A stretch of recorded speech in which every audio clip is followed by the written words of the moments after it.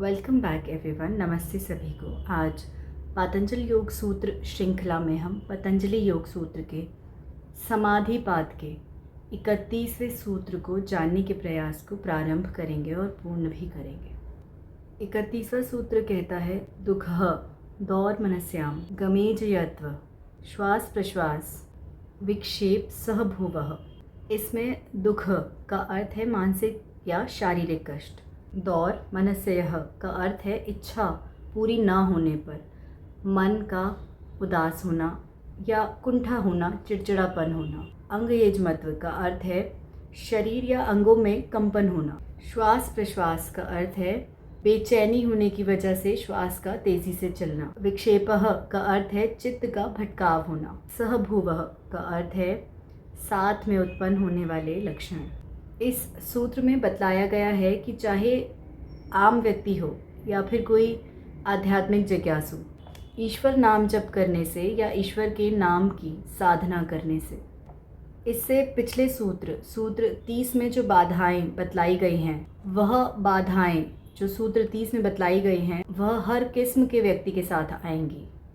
इससे कोई फ़र्क नहीं पड़ता चाहे वह आध्यात्मिक जिज्ञासु है या फिर कोई आम व्यक्ति है।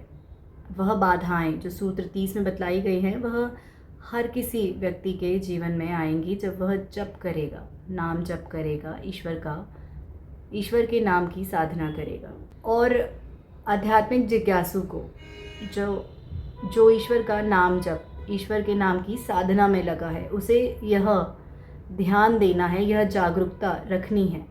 इस जागरूकता पर ध्यान देना है कि जो बाधाएं, रुकावटें उसे महसूस हो रही हैं, जो हमने इससे पिछले सूत्र में बात की हैं, वह स्वाभाविक हैं या फिर जप करने की वजह से आ रही हैं। इसका ज्ञात होना ज़रूरी है। उदाहरण के लिए ऐसे समझ सकते हैं कि आपको कोई बीमारी है, वह पहले से है या फिर किसी और वजह से हुई है या फिर जप करने के बाद हुई है, लगातार ईश्वर के नाम की साधना करने के बाद हुई है। यह फ़र्क करना ज़रूरी है। और यदि साधना करते समय यह सभी बाधाएं आ रही हैं जो इस सूत्र 31 में बतलाई हैं, दुख, कुंठा, चिड़चिड़ापन, शरीर के अंगों में कंपन, तो समझ जाइएगा कि यह सभी बाधाएं जो सूत्र 31 में बतलाई गई हैं यह चित्त की व्याकुलता की वजह से हो रही हैं। और घबराना नहीं है, डटे रहना है नाम जप करने पर। यह बाधाएं ऐसे व्यक्ति के साथ आएंगी जिसकी दृष्टि अंदरूनी हो गई है, अंतरात्मा की तरफ हो गई है, तो बिल्कुल भी घबराना नहीं है। यह ऐसी बाधाएं आएंगी ही।